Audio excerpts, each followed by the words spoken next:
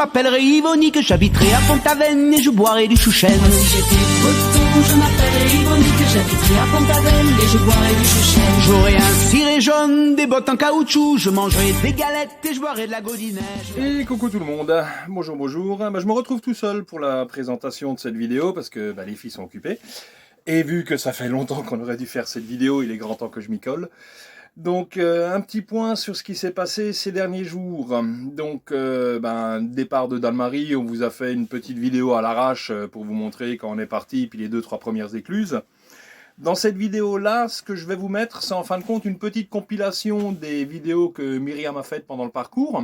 Donc on a descendu le Doubs et on a remonté la Petite Saône. Et au moment où je vous parle, on est au chantier naval de Corps. Le bateau est à sec. Il a été nettoyé complètement. Donc il y a 2 gros coups de Karcher qui ont été mis sur la coque parce que on a eu quand même une petite mauvaise surprise. On a eu un coup d'électrolyse.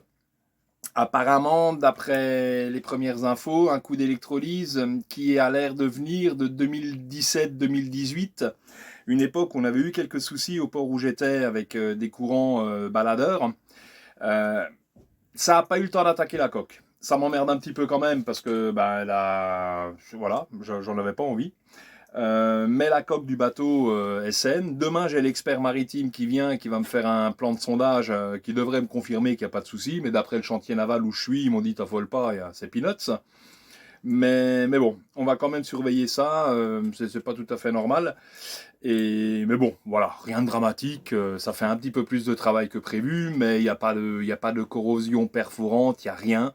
On a peut-être perdu 2 dixièmes d'épaisseur sur une coque qui fait 4 mm d'épaisseur, c'est peanuts. Mais bon, c'est quand même chiant quand ça arrive. Ça fait pas plaisir, mais c'est pas dramatique. La petite mésaventure, sur le Doubs, on a eu une petite mésaventure, mais ça fait partie de la navigation. Il y a un proverbe qui dit « Si t'as pas d'emmerde, achète un bateau hein ». C'est classique. J'ai l'alternateur qui a décidé de partir en retraite. Ou alors il a pris sa carte à la CGT, on ne sait pas trop, parce qu'il travaille plus qu'1 heure par jour. 1 heure pour charger les batteries, ça fait pas assez, évidemment. Donc c'était pas bien grave non plus, parce qu'on a un groupe électrogène à bord. Donc le soir, je démarrais simplement le groupe électrogène du bateau pendant 4 heures, histoire de rebooster les batteries, et ça n'a pas perturbé le voyage plus que ça. L'alternateur donc a été déposé, je l'ai démonté ce matin. Il va partir dans une entreprise qui est à côté de Corps, qui va désosser cet alternateur pour voir ce qui se passe. Si c'est réparable, il sera réparé et réinstallé. Et puis sinon, on change l'alternateur tout simplement, histoire de partir en mer avec une machine toute neuve. Là aussi, rien de dramatique, hein. Il a peut-être fait son temps tout simplement. Donc voilà. Sinon, navigation, tout s'est bien passé. On était en mode vacances jusqu'à vendredi. Maintenant, les choses s'accélèrent quand même. Donc vendredi, vous allez voir la sortie d'eau. Elle a été filmée. Donc vous allez voir comment le bateau a été sorti d'eau. Il y a un gros coup de Karcher qui a été mis vendredi. Il y a un autre coup de Karcher que moi j'ai mis samedi matin après avoir gratté l'électrolyse qui est apparue. Il fallait l'enlever. Parce que ça fait des cloques de rouille en fin de compte, hein, une électrolyse, c'est pas du tout, c'est pas de l'électrolyse normalement, ça s'appelle la corrosion électrolytique, enfin un truc barbare. Donc tout ça, ça a été enlevé samedi, et puis ce matin, j'en ai profité pour faire un gros ménage dans la salle des machines, démonter l'alternateur, et puis régler les derniers petits détails avant mon expertise de demain. On refera une vidéo à la fin du chantier pour vous montrer l'évolution, les coups de peinture et tout ça. Donc, qu'est-ce qu'il y a eu de spécial sinon? Rien. Ça suffit, remarquez déjà, un alternateur dans le sac, un coup d'électrolyse, c'est déjà pas mal. Et donc, on a gagné quand même 3 jours sur notre programme, parce que l'expert aurait dû venir mardi, mais il a un empêchement et il m'a demandé s'il pouvait venir lundi. Ce qui fait qu'au lieu de sortir le bateau lundi, il a été sorti vendredi, et du coup, j'ai pu bosser tout le week-end dessus, ce qui m'arrange. Comme ça, au lieu de partir du chantier naval lundi, on va partir déjà vendredi matin, si tout va bien. Quand tu prévois un truc en bateau, ça se passe jamais comme tu prévois. Mais bon, pour le moment, on est en avance sur le programme plutôt qu'en retard. C'est une bonne chose. On ne sait pas ce qui peut nous tomber sur le coin du paletot. Donc voilà, vous allez découvrir les images. Donc je vous avouerai que ça va pas être un montage, vous connaissez, hein, c'est un petit peu toujours à l'arrache avec moi. Donc la succession des vidéos que Myriam a faites, ainsi que la dernière vidéo, c'est la sortie d'eau du bateau. Et la suite, ça sera une vidéo sur les travaux qu'on va faire cette semaine. Le plus gros, le plus chiant est fait, les coups de Karcher, expertise, et demain après-midi, donc ça sera la première couche de peinture de protection, une peinture grise. Mardi, deuxième couche de protection, mercredi anti-fouling, jeudi encore de l'anti-fouling, et vendredi matin remise à l'eau, et entre-temps on devrait récupérer l'alternateur. Sinon, il n'y a rien d'autre qui a dysfonctionné sur le bateau. Voilà, ça marche. Donc on continue, et puis bonne vidéo à vous, on vous embrasse, et on vous dit à très vite, hein, tout simplement. Ciao, ciao. On vient de là-bas, et on va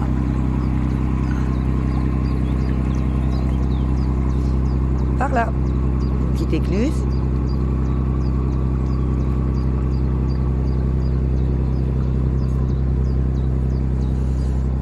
Le soleil est enfin sorti, mais il fait pas très chaud, hein.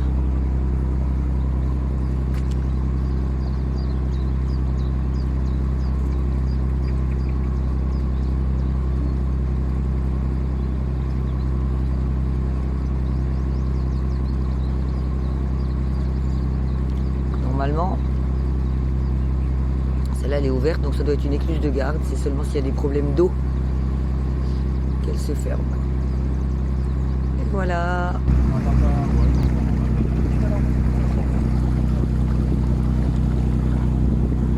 Donc là on est sur le Doubs canalisé. Donc il doit y avoir le Doubs sauvage par là. Regardez comme il y a des belles berges en pierre. Ça c'est le capitaine. De profil, Joël, le moussaillon, le mousse-mousse.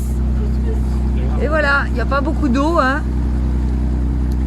On soulève un peu la vase du fond, mais magnifique soleil. Ah, là-bas au loin, on voit un petit clocher comtois. Regardez comme c'est beau.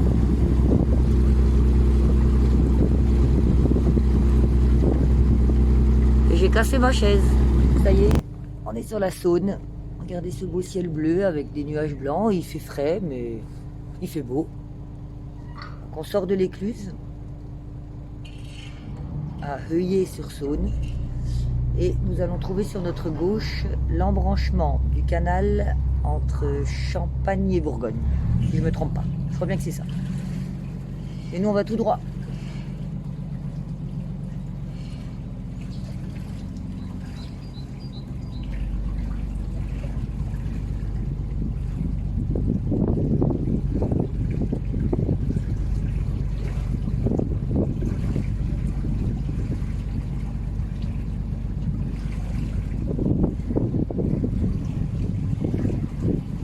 L'espèce de tuyau là, vous voyez, qui traverse qui est au milieu du canal là, avec un câble qui traverse, c'est ce qu'on appelle les queues de Mickey. Ça permet de manipuler les écluses. Donc là, on sort de l'écluse, on le touche pas. On a manipulé celui qui était dans l'autre sens pour mettre l'écluse en route. Voilà. J'adore cette vue avec les arbres qui reflètent dans l'eau. C'est trop beau.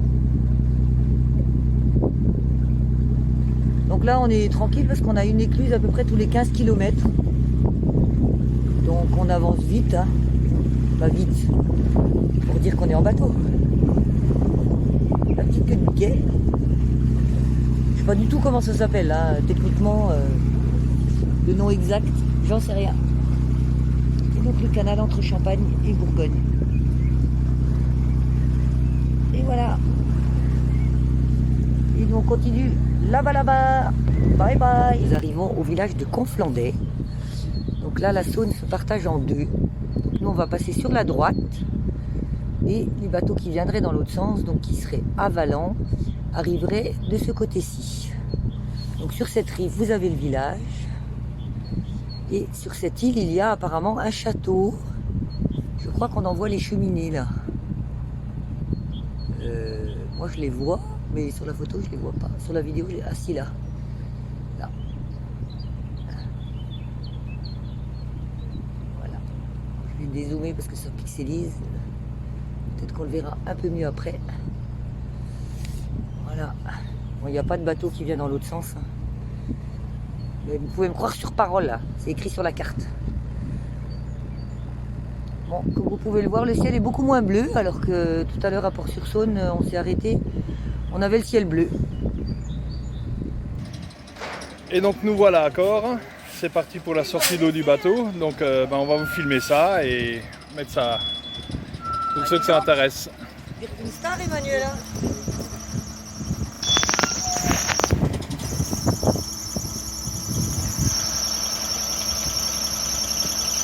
Donc là le principe c'est de, excuse-moi Joël, je passe vite devant. Avec ce tracteur on est en train de glisser une remorque sur le bateau.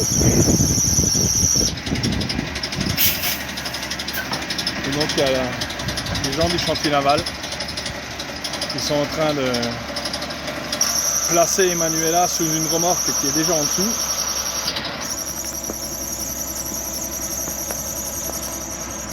Donc pour ceux qui se demandent comment on sort les bateaux de l'eau, il y a deux formules, il y a soit la remorque, soit le grutage, là en l'occurrence c'est la remorque. Je crois qu'ici ils peuvent sortir jusqu'à 20 tonnes et Emmanuela fait environ 16-17 tonnes. Donc c'est un petit peu le moment de vérité pour nous parce que c'est une fois qu'elle sera dehors qu'on saura si on a bien travaillé il y a 6 ans quand on a fait l'anti-fouling et tout l'entretien.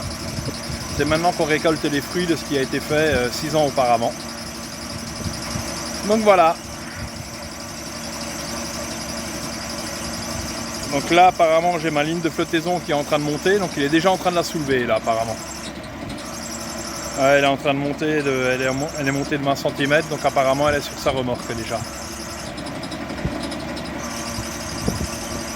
Alors ce qui fait très drôle évidemment quand on est propriétaire de bateau, on fait toujours un petit peu popo dans le pantalon là quand on fait ce genre de choses parce que c'est pas quelque chose de naturel pour nous quoi.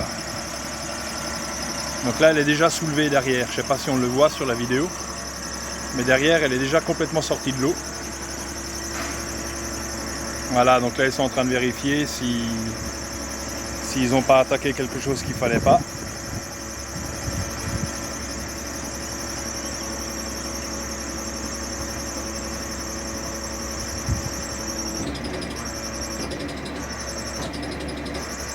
Donc on voit les tampons de la remorque qui tiennent Emmanuela.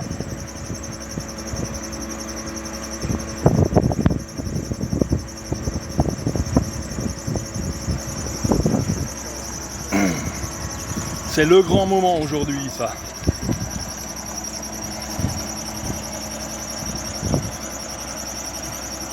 Voilà, donc elle est en train d'être soulevée.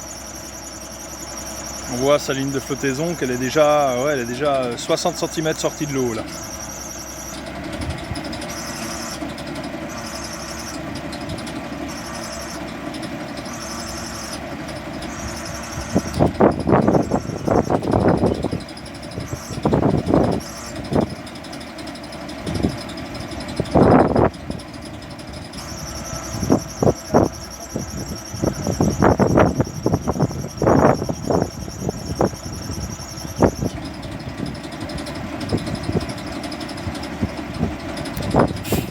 Et voilà, sortie d'eau du bébé, et on tire.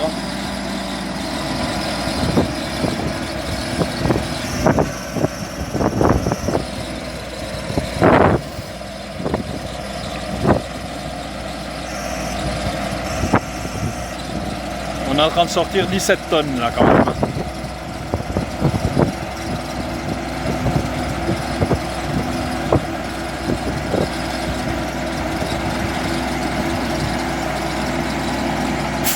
Alors eux évidemment ils sont pas stressés parce qu'ils ont l'habitude.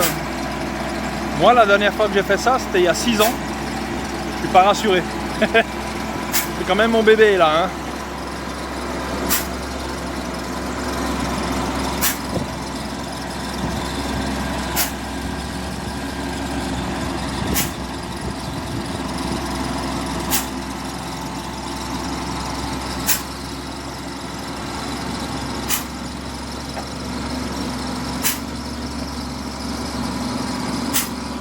Donc là on voit toute la partie immergée du bateau qu'on voit jamais d'habitude. Ah bah, on voit déjà qu'il y a de la merde dans l'hélice, mais bon, l'anti-fouling est encore bien bleu.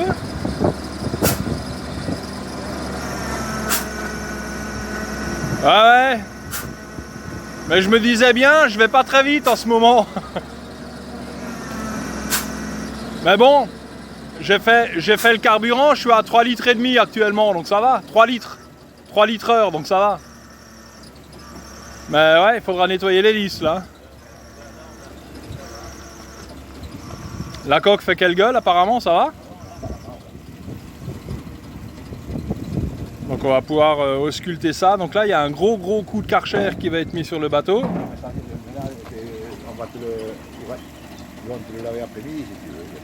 Ouais bah oui, j'ai dit au chef là qui me le lave cet après-midi. Et puis moi ce que je crains le plus c'est l'électrolyse et compagnie, mais apparemment j'ai l'impression qu'elle est belle. Donc voilà, on va faire un gros plan d'Emanuela sur sa remorque. Ouais, mais la coque a l'air belle. Donc apparemment, je verrai quand elle sera nettoyée. Ils vont passer un gros coup de Karcher dessus. Karcher, je crois que c'est 280 bars le Karcher. Il va carrément poncer la partie immergée, ce qui va me permettre de la repeindre quand l'expert maritime sera passé. Mais voilà, Emanuela, on the road.